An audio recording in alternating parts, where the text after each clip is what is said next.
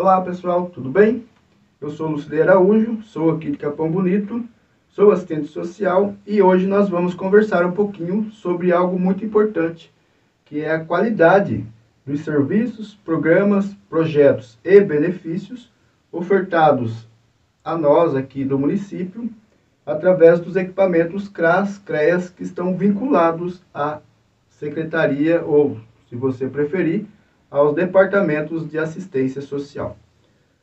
Nós estamos num momento importante, onde todas as cidades do Brasil são convidadas a avaliar a qualidade desses serviços e nós iremos refletir, por meio deste vídeo, alguns conceitos que irão nos ajudar para que essa avaliação aconteça.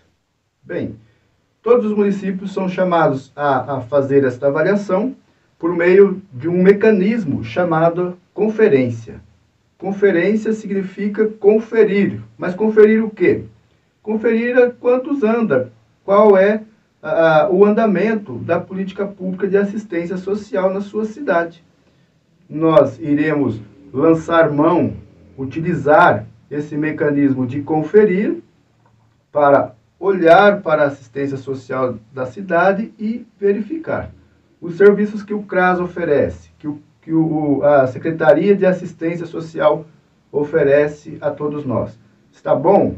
Precisa melhorar? Em que precisa melhorar? Essa é a nossa atividade de hoje, através dessa nossa reunião. Para tanto, nós temos um tema a ser discutido. Qual é o tema da Conferência Municipal deste ano, 2021?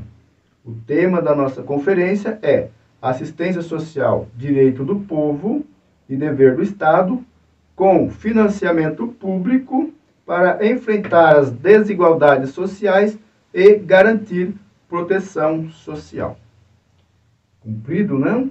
É um pouco comprido o nosso tema, mas nós iremos, aos poucos, compreender o que significa esse direito do povo, dever do Estado, o que significa também este financiamento público e também, um pouco mais adiante, nós iremos ver como o Estado, entendendo prefeituras, governo estadual e governo federal, podem fazer para garantir que esta proteção social saia do papel, saia da lei, das leis que nós temos nos nossos países e garantam, de fato, benefício a nós que somos munícipes e que precisamos desses direitos.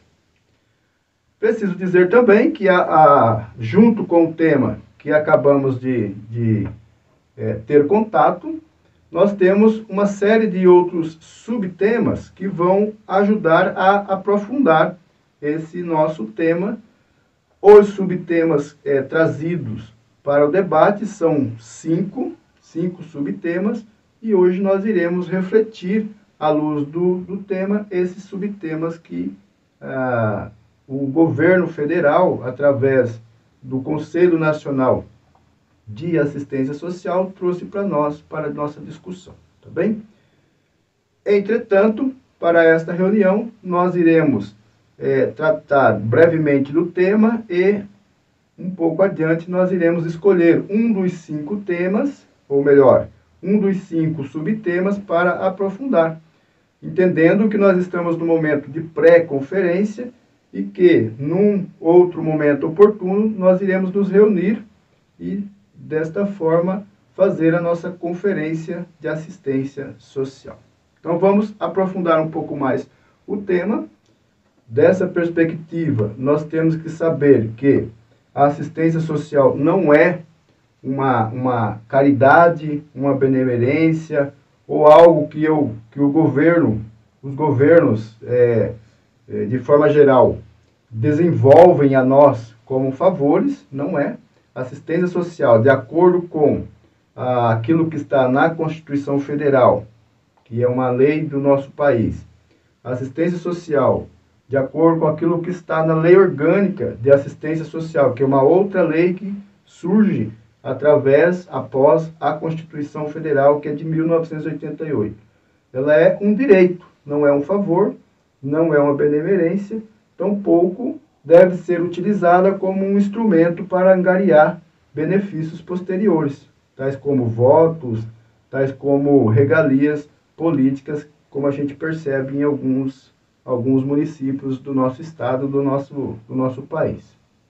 Então, tratar a assistência social como um direito nosso, enquanto cidadão, e dever do Estado é olhar para esses serviços, projetos, programas e benefícios que o CRAS oferece, que a assistência social através da secretaria, ou em alguns lugares que temos ali equipamentos também chamados de CREAS, Centro Especializados de Assistência Social, é olhar para esses serviços que são ofertados nesses espaços e pensar, poxa, não é um favor que eu estou recebendo do prefeito, ou do governador, ou do presidente, ou de quem quer que esteja ali me viabilizando esse direito. Não é um favor, é um direito e, portanto, eu tenho como garantia esse direito e ele deve acontecer de uma maneira qualitativa. Para que isso aconteça de maneira qualitativa, eu preciso que os governantes, de forma geral, façam um investimento nesta política pública, nesses serviços que são ofertados. Para tanto, é preciso que o governo federal, o governo estadual e também o governo municipal, através dos prefeitos, invistam recursos financeiros no desenvolvimento desses serviços, programas, projetos e na execução desses benefícios. Funciona mais ou menos assim. Quando eu, para que eu tenha uma boa qualidade de vida, para que eu dê uma boa qualidade de vida à minha família, eu preciso do quê? Eu preciso de recurso financeiro, correto? Preciso de dinheiro para pagar, por exemplo, a compra do mês, eu preciso de dinheiro para comprar o vestuário, eu preciso de dinheiro para comprar e pagar as tarifas que a residência onde eu moro possui, tais como água, energia elétrica, internet.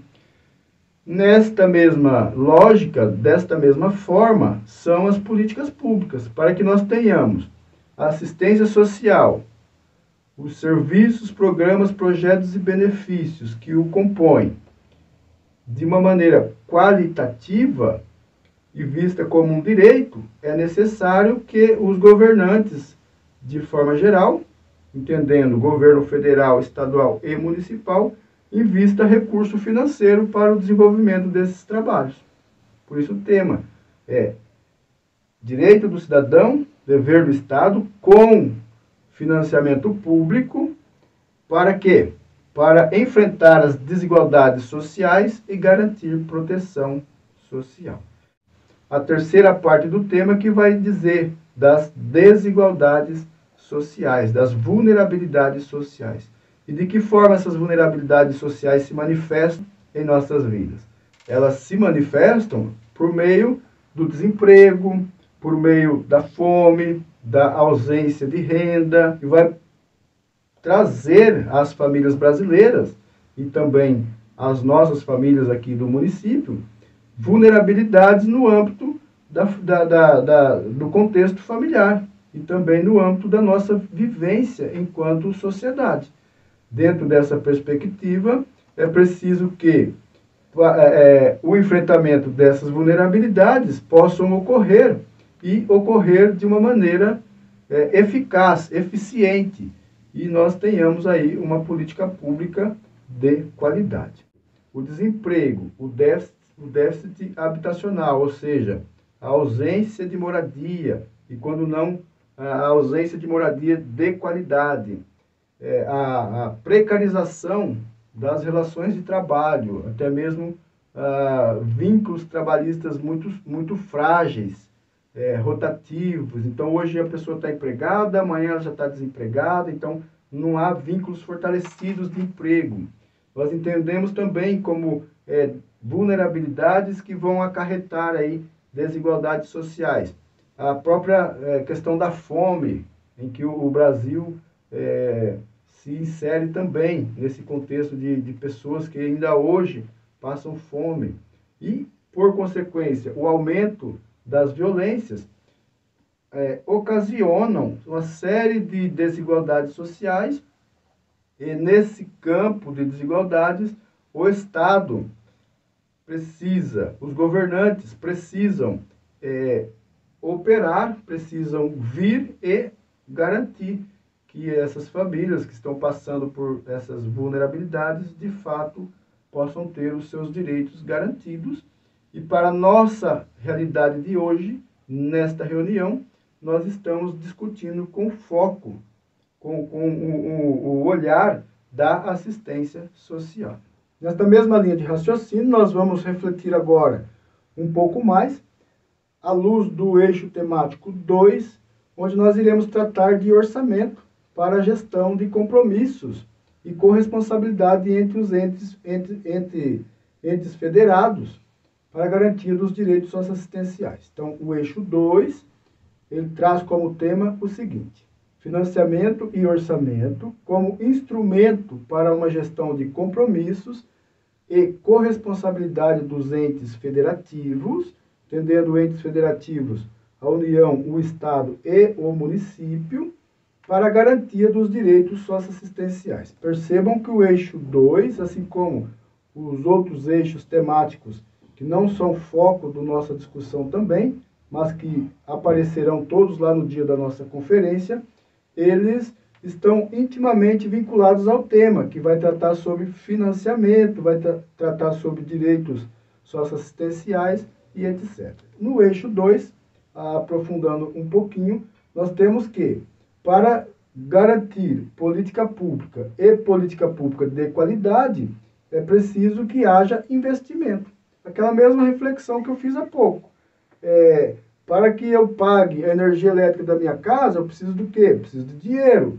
Para que eu compre o alimento da minha família, eu preciso de dinheiro. Nesta mesma linha de raciocínio, para que a política pública aconteça de uma forma qualitativa e não seja apenas mais uma ação desorganizada e que não traz resultados nenhum, para que ela aconteça de forma qualitativa e eficaz, é preciso que os governantes, tanto no âmbito da União, quanto no âmbito dos estados, quanto no âmbito do município, invista dinheiro para a execução dos serviços, dos projetos, dos programas que são executados nos equipamentos, em especial no CRAS e também na Secretaria de Assistência Social. Se nós fizermos um comparativo, dos últimos anos para cá, a gente tem visto que este investimento tem diminuído de forma considerável, a ponto de 2015 para 2020, que é o ano passado, um ano recente aí do nosso orçamento, esse investimento, esse cofinanciamento, como nós falamos na área pública, né, que é onde o Estado investe um pouco, o governo federal investe um pouquinho mais e o município é chamado a investir também. Então, juntando esses três investimentos, nós temos o cofinanciamento dos serviços, tanto no âmbito da assistência quanto no âmbito de outras políticas públicas, tais como educação e saúde. Nós vimos que esse investimento diminuiu de 2015 para 2020, algo aí em torno de 60% em relação ao que era investido em 2020. Nós tivemos há algum tempo a aprovação da PEC 95, que é uma proposta de emenda constitucional que congelou os gastos públicos por 20 anos, ou seja, aquele mesmo dinheiro que era gasto em 2018, daqui a 20 anos, os prefeitos, os secretários de assistência social e também de outras secretarias terão a mesma quantia de dinheiro para gastar daqui a 20 anos. O problema que isso traz é que o que custava R$10 no ano passado, hoje já custa 15 e daqui a 20 anos irá custar muito mais. E o dinheiro congelado sendo repassado na mesma quantia que há 10 anos, que há 20 anos atrás, vai dar para fazer menos do que eu faria nos dias atuais. Então, se lá em 2015 eu tinha 2 bilhões para investir na assistência social, agora em 2020 e 2021, que é o ano que nós estamos, eu tenho aí algo em torno de 800, 900 milhões, ou seja, mais de 60% de corte no gasto. Isso falando do recurso que vem do governo federal apenas, tá bem? Não do estado e tampouco do município. E nessa perspectiva, eu faço menos e do outro lado da corda, a demanda que vem para o atendimento vem crescendo a cada dia, especialmente motivada pela pandemia que obriga as pessoas a ficarem em casa, que diminuiu consideravelmente a renda das famílias brasileiras e, dentro dessa perspectiva, acaba buscando o CRAS, assistência social, para sanar as suas necessidades e muitas delas necessidades mais básicas possíveis. Tá bem? Então, é preciso investir. Temos percebido que esse investimento está diminuindo a cada dia e é preciso que haja um movimento da nossa parte para que esse investimento possa crescer e a gente possa avançar no desenvolvimento da política pública. Você que está aqui no dia de hoje, reunido junto com seus pares aí, precisa, à luz do eixo 2, dizer aos governantes quais os desafios. E aí nós já estamos entrando nas perguntinhas que devem nortear o nosso debate. Para que nós possamos criar propostas de melhorias, vamos agora trazer algumas perguntas. Respondendo essas perguntas, certamente nós teremos condições de criar essas propostas para trazer as melhorias que nossa política pública, no caso aqui de assistência social, precisa para os próximos anos. Então, a primeira pergunta que temos para o debate é: quais os desafios cotidianos, ou seja, do dia a dia, que os municípios enfrentam em relação ao cumprimento de legislações e normas sobre o financiamento e orçamento, e que impactam na garantia dos direitos socioassistenciais aos usuários? O que poderia ser feito para superar esses desafios? Aí você vai me dizer: mas Lucilei, eu nem sei quais são essas legislações, tampouco quais os desafios que elas trazem, né? Então, vou dizer algumas delas para você, como as legislações que trazem a questão orçamentária no município passam, por exemplo, pelos instrumentos de gestão. O plano plurianual, que nós precisamos elaborar a cada 4 anos, passa também pela lei de diretriz orçamentária, que é aprovada anualmente pela Câmara de Vereadores, passa também pela lei orçamentária anual, que, a exemplo da lei de diretrizes orçamentárias, é aprovada também pelo Legislativo do nosso município, passa também pelo Plano Municipal de Assistência Social, que é um outro instrumento de gestão, e dentro desse plano está ali os orçamentos que o município possui para gastar na área da assistência social. Então é preciso que nós, enquanto cidadãos e enquanto usuários desta política pública, ou trabalhadores dessa política pública, nos apropriemos dessas legislações para perceber, ora, quais os desafios que precisam ser enfrentados para que os municípios possam ter condições de investir na área da assistência social e investir cada dia mais.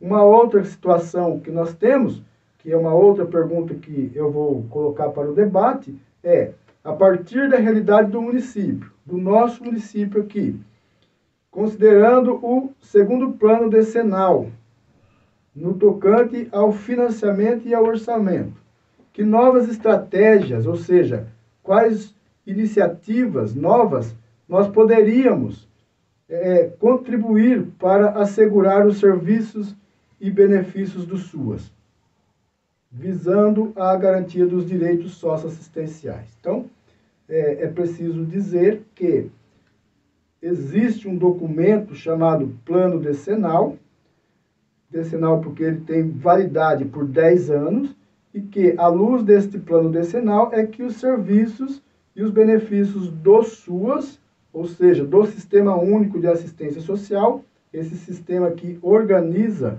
que regulamenta a assistência social em todo o território brasileiro, é à luz deste plano que os benefícios e serviços devem acontecer. Nós tivemos um primeiro plano decenal de assistência social que foi de 2005 a 2016, e nós estamos aí na vigência do segundo plano decenal, que foi de 2016 ao ano de 2026. Nós estamos hoje em 2021, ou seja, daqui a alguns anos esse segundo plano também vai ter que ser revisto. Mas, atualmente, quais os desafios, né, que precisam ser superados, e quais as estratégias, as novas estratégias que nós precisamos criar para que os serviços e os benefícios do SUAS, ou seja, da assistência social, possam garantir o acesso de todos os usuários, de todas as famílias, aos direitos socioassistenciais.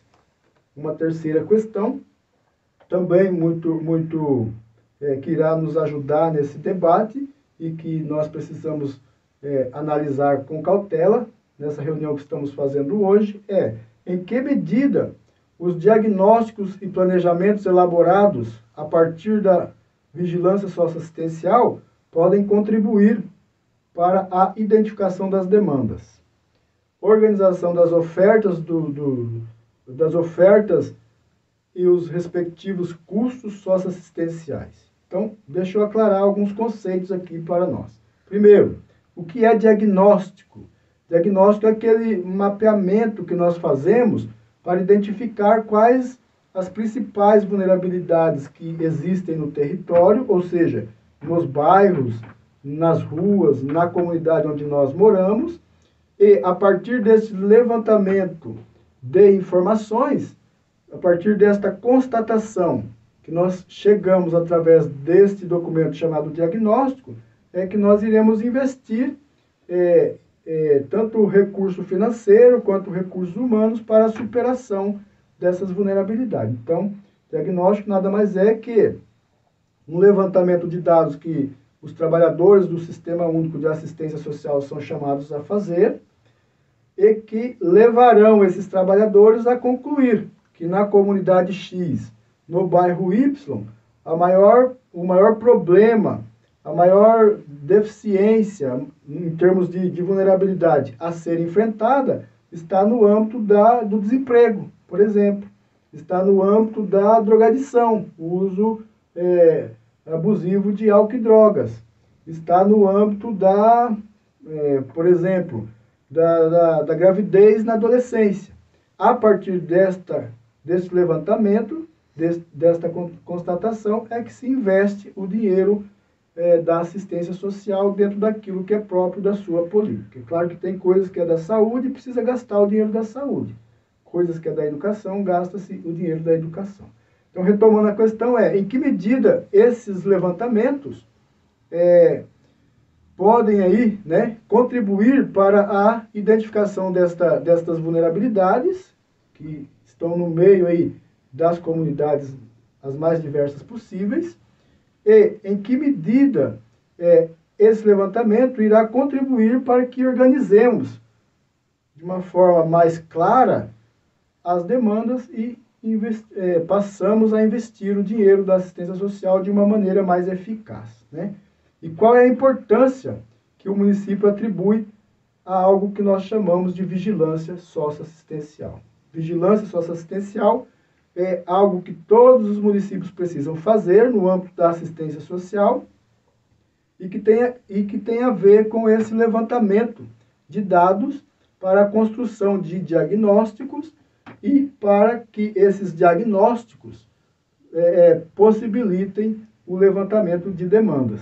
Uma vez realizando a vigilância socioassistencial, uma vez construindo o diagnóstico, nós teremos condições de saber em quais bairros ou em qual comunidade existe este ou aquele problema a ser enfrentado e, a partir de então, trabalhar de uma maneira mais eficaz à luz deste levantamento.